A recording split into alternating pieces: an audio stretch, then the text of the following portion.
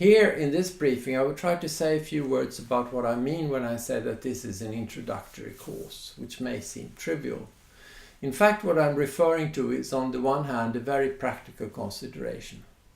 I've chosen to make this investment into a course available for everybody on the internet in order to encourage other course providers inside and outside the institutions to follow up.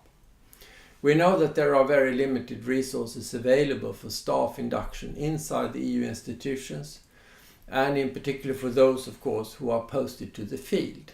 For them, the courses available of relevance to security and foreign policy have to stay very basic, focusing on rules and regulations that need to be respected in terms of security of installations of information, looking at budget management, project management, etc. It's equally difficult, and perhaps even more difficult, for those who are outside the EU who want to get in to orient themselves in what they may perceive as black boxes of bureaucracy. This goes also for them who work with the EU. So from that perspective, e-learning may be the only way out. I am, of course, myself ready to try to help to develop more specialized perspectives on this in different settings. Because I believe the likelihood that people will actually invest significant time and effort into e-learning is very much increased if they feel that the course is tailor-made for them. So you may then put the question, what kind of specializations am I referring to? Here there is a long list, and you can basically guess some of the possible candidates already by looking at the structure of my handbook. I'm of course referring to those engaged from the perspective of the CSDP community on the Common Security and Defense Policy, who are trying to situate their work in an overall comprehensive concept of security, using a comprehensive approach, integrated approach, linking up to development, etc. in the EU. This is a scenario which has been developed enormously in the last decade from a very limited perspective, focusing on mainly military operations, to increasingly civilian and other perspectives later situated within this context of a comprehensive approach to external crises and conflicts.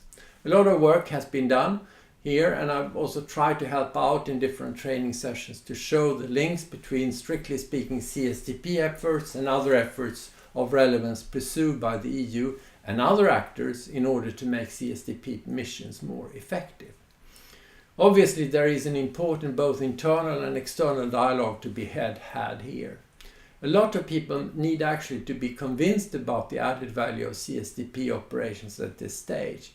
CSDP actors also need to take into account the perceptions of others when planning their work and their posture, not least in terms of how they are perceived by others inside and outside the EU.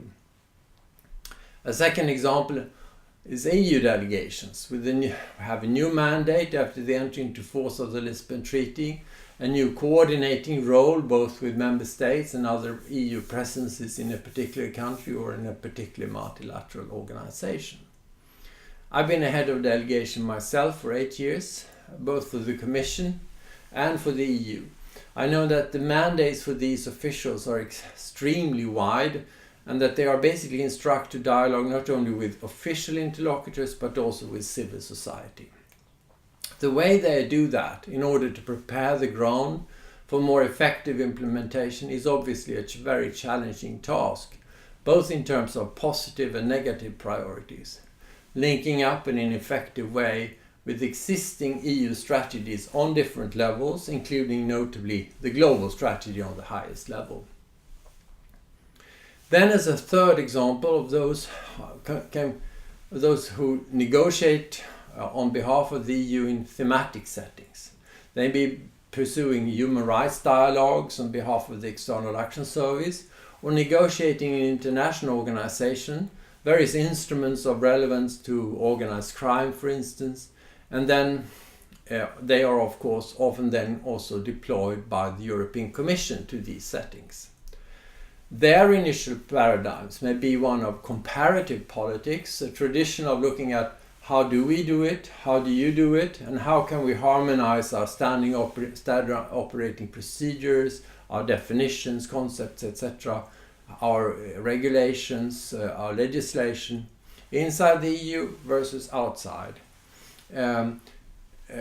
This is a very important tradition of international relations in itself, comparative politics. But then there is the issue whether it's enough to compare notes when you want to get others to see how they can interact and synergize with you. Can the EU enable another organization or actor to be more effective? Of course, this opens up a lot of questions, also illustrating the link between internal and external security, which is so crucial in the current EU debate on counterterrorism, migration, to take example, and used to be crucial in the enlargement process. It clearly illustrates the need for induction courses. There are many such additional illustrations that I could give here, but these are perhaps the main ones.